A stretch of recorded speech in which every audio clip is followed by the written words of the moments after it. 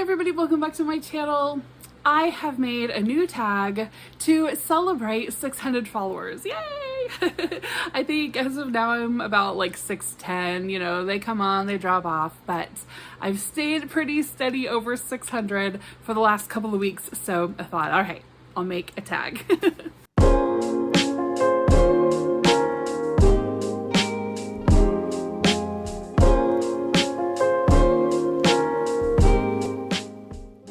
I so much appreciate everyone who has taken interest in my channel and given me a chance by subscribing or sharing my channel with your friends.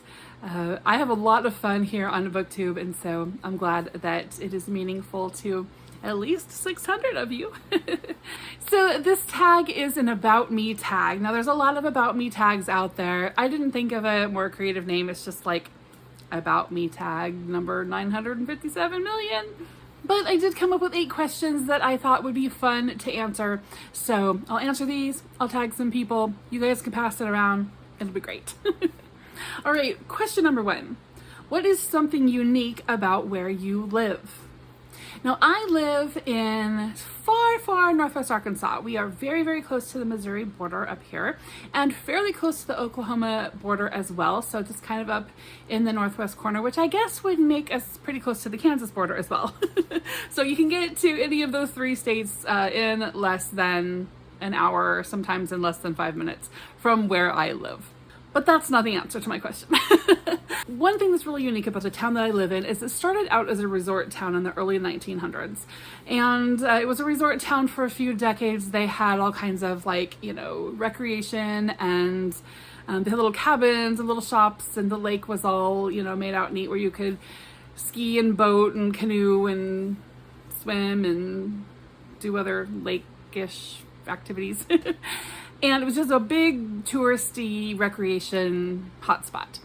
And then like in the 1980s-ish maybe, all those people that had come here as young people to recreate decided to move back because they had formed a retirement community. So they started building lots and lots of houses in the 80s here and through till now and filling the area up so that people could come here and retire. The unique thing about this town is divided in a specific place. It's not in half, it's just this random place. And there used to be a gate. They've since taken the gate down. It was just kind of like a for show gate, like you didn't have to punch in a code to get through it or anything. But basically up here on one of the hills of this town, there's a gate that's called the Highlands Gate. Okay, so everything that's outside of the Highlands Gate, which is the majority of the town, every street is named after somewhere in England. They all have British names of their streets. Even down to the road that leads up to the public library is called Dickens Lane. Isn't that crazy? Yes. It's a super sweet, super magical, like a storybook, right? There is a section of houses that's kind of like duplexes. It's called Shakespeare Court. Like it's just, they went all out, okay? So if you were outside the Highlands Gate, you are named after somewhere in England. But if you go through the Highlands Gate, yes, it's true, everything on this side of the Highlands Gate is named after somewhere in Scotland. So big time Anglophile UK lover type people put this town together, which I just think is super fantastic.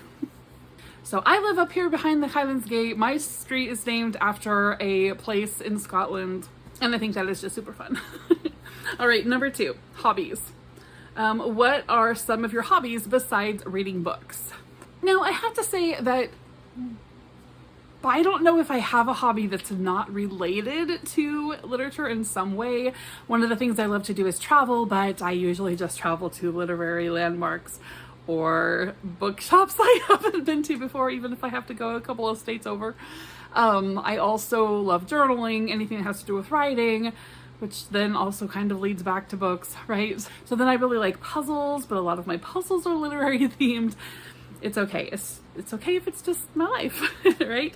But one of the things that I've been doing lately in my journals is I've been making spreads ahead of time. So I used to, I want to sit down and journal, and so I would decorate my page first and then start journaling. Well, I found that I'm trying to be more regular with my journaling, and a lot of times I'll get, you know, something in my head that I want to write out, and I have to take the time to make my spread first. Well, then I kind of lose what I was going to write, or at least, you know, the wording I was going to use or whatever. So I have started sitting down and making my spreads ahead of time, and I try to just do the outside borders, and I try to sort of theme everything around just 1 or 2 stickers. So like in this case, I am not at all a knitter, but I thought that this was so cute, and I had this like succulents and cactus washi tape. So I did the page centered around that. And you know, they're not super fantastic, like they're not really spectacular or anything, but when I get them done, you know, they're really full and beautiful. I have all these stickers from Pip Sticks, and so like I just put them together and make cute spreads ahead of time, and then fill them in when I got something to say, right? Well, this one isn't too bad. I'll just kind of quickly flash it, but that's what they look like when they're done. I use composition notebooks, and I got this one on Amazon. If you search, like I like woodland themes things, so if you search like woodland composition notebook, there are so many, but any kind, right? Whatever your taste is. And then I just put masking tape and stuff over, because this just said like notes, but it was like not pretty. So I just, you know, made it my own. This one's almost done. I only have a few pages left, so I'm gonna have to get some more. But anyway, that's kind of my newest hobby that I do when I'm not reading, or something reading-ish. All right, number 3, favorite things. If someone wanted to put together a gift basket for you and it would not include books, what would it include? So sparkly gel pens, composition notebooks like the one I just showed you, Lindt white chocolate little ball things, or dark chocolate sea salt caramels, dangly earrings, fabric, lace, anything I can like craft with or make clothing with. I make a lot of my own clothes, that kind of thing, crafty stuff. But I don't do like all crafts. I do paper crafts like in my journals, and I do like clothes making things. But yeah, bookish things to use for bookish pursuits. And maybe a Barnes & Noble gift card. That's not technically a book, right? Number 4, when did you become a reader? So I never remember not being a reader. My mom read to me all the time when I was a little kid. I remember like the bottom 1 or 2 shelves of her bookcase had a bunch of our kids' books on there. I remember her being very like big on how we treated our books. Like we couldn't just take a stack of books to our bedroom and just have them in there for days. Like she wanted us to keep them on the shelves and keep them nice, which was wise. Once my kids got to be reading, I just let them take like stacks and stacks of books, and they just were destroyed, and we we didn't see them for months. But you know, they were read. But my mom was really particular about us taking good care of them, and I don't remember having books in my bedroom until maybe like second or third grade. Then I could have books in my bedroom. I could be wrong, but that's what I remember. The first time I remember reading like at night in bed, I was in the 3rd grade. But I've been reading since I was, I don't know, maybe like 4, and reading everything. So I don't ever remember a time when I was just like, I'm gonna pick up this new hobby of reading. It's always been a part of my life. Number 5, what is one question you'd like to ask other readers? Okay, now I have had this in my notes as a tag question to put on my next tag for a couple of years now, at least. My question is, how do you read more than 1 book at a time? Like, how and why? Why? How do you stay on topic, right? Like, how do you stay... When I read a book, I am just so engrossed in the story. It becomes the world that I'm living in at the time. And if it's something that's like, you know, has a lot of big words or a pretty, you know, in-depth story or something, I really focus in to try to follow what is going on. And I just can't see how I could do that with like one or two, with like 2 or 3 other books going. I can do that if I have like one fiction and one nonfiction, as long as they are very different from one another. But trying to read 2 or 3 fictions at a time, and so many of my Booktube friends do it, I'm just, how? Like, what are your tips? And why do you do it? Does it help you move through books faster? Are you like, is it like an attention span thing? Like you want to change up what you're reading every few hours or, every other day or something? It's like a focus thing. Like you're getting bored with what you're reading. Like I have so many assumptions, but I don't know how and why people do this. So please, I'm begging you, please, please, please let me know in the comments the answer to that question. I am dying to know, and there's just no other way for me to just sit down and talk with some of you guys other than just pleading with you to answer this question in my comment section. Or make a whole video on it would be even better and tag me. But anyway, I just really would love to know. All right, next one. What is a book that has grown with you? So maybe something that you always come back to for comfort, or something that you've read like multiple times in your life and seen it differently over time. For me, one of those books is The Scarlet Letter by Nathaniel Hawthorne. This isn't spoilers because this happens like the first page of the book, but in this story there is a woman who commits adultery and has a child, and she's the one that is still married. And then there is like 4 main characters of this story. One of them is the woman who commits adultery. One of them is her child. One of them is her husband. And one of them is the guy she commits adultery with. Now everybody else is just kind of side characters that I can't even name any of them. They're just people. But it's mainly these 4 people. And at different times in my life, I have related better with different ones. When I was younger, just straight up, still in high school or maybe not even in my 20s yet, I was sympathetic toward the man who had had a sin committed against him, right? Her husband. I hated the other characters. I hated everything they did. I thought it was a horrible, horrible story, horrible everything. And I just, wanted to side with this husband of hers. And then I also very much related to the little daughter, who is never actually an adult until like the very end of the story. And so I don't know why but I think just, she was caught in this mess against her will. And then later in life, I felt like I was slowly coming around to seeing this woman, not excusing her behavior because she doesn't excuse her behavior either, but just understanding the grace that the story actually talks about, the forgiveness that's actually there, the concept of forgiving yourself and moving forward from something and not letting other people continue to beat you up for it, right? And people that don't matter, right? And so over time, I've a little bit more and more related better with Hester Prynne. Not necessarily in the sin that she committed, but just the fact that she gave herself grace and forgiveness.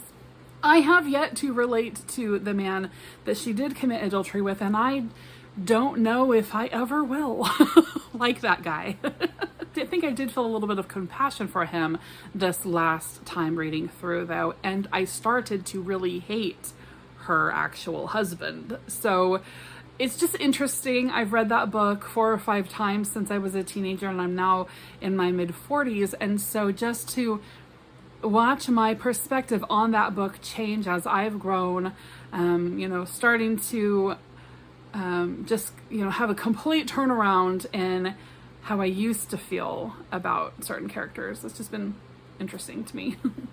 Next question, what is the favorite video that you've made? So I think like my England videos from last summer, last June and first part of July were my very favorite. And I liked making them. I planned them out for months before I even went over there. Just different things that I wanted to show you guys and the commentary that I wanted to add with it, and the literature stuff that I wanted to add to it.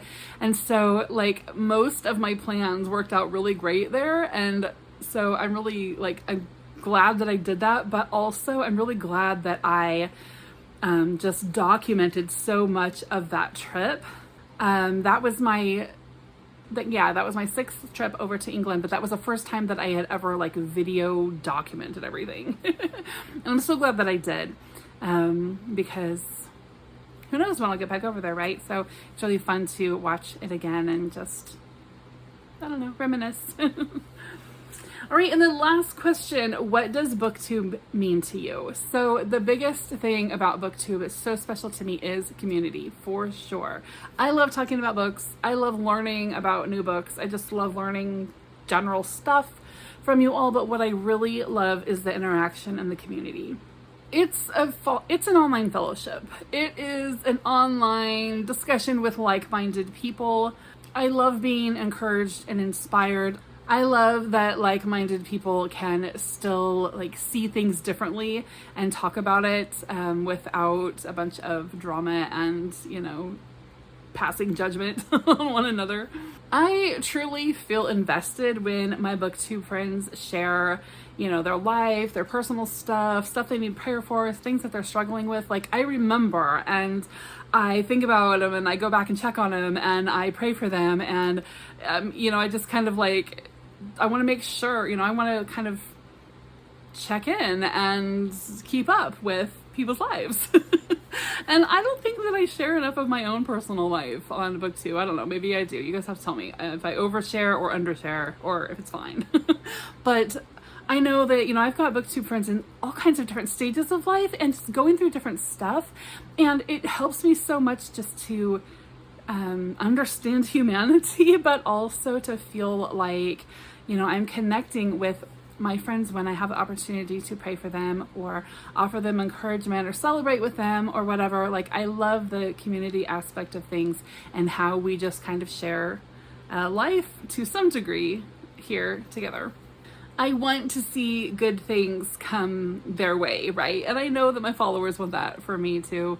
So that's just super encouraging. It's totally possible to have an online friends and family that are even feel closer than actual friends and family. And I think that's a gift that God has given us for this time, right? We might be in a lonely place. We might be in a place physically, you know, where we live or where we hang out or where we work or whatever, where we don't have a lot of people who we feel like we can connect with or that we feel close to or whatever. And so I think that this online community idea is a gift from God, for sure. I've heard some people talk about how, you know, it should never take the place of in-person relationships. And ideally, sure, but sometimes that's just not possible, right? Some of us really don't have bookish or like-minded friends that we are able to spend a lot of time with. So I am 100% for the online friendship thing. So anyway, thank you guys. Thank you for 600 subscribers. Thank you for being my friend. Thank you for investing in my little corner here on Booktube. And thank you for allowing me to invest in, you know, the parts of your lives that you share with me, whether you are another booktuber or one of my followers who I have gotten to know in the comments section. I appreciate you guys, and you guys are an important part of my life. So thank you. I'm excited for the future, and yay, I have 600 followers. Last prompt is to tag some people. I'll probably tag quite a few people. I know I'm going to tag Farah and Molly. I'll probably tag the two Kellys. And I don't know, I'll just tag a bunch of people. If you're not tagged because I decided I was being obnoxious and quit tagging, be sure and do this if you want to do this and tag me so I can come and watch your video. All right, I hope you guys are all doing well. I will see you soon. Bye-bye.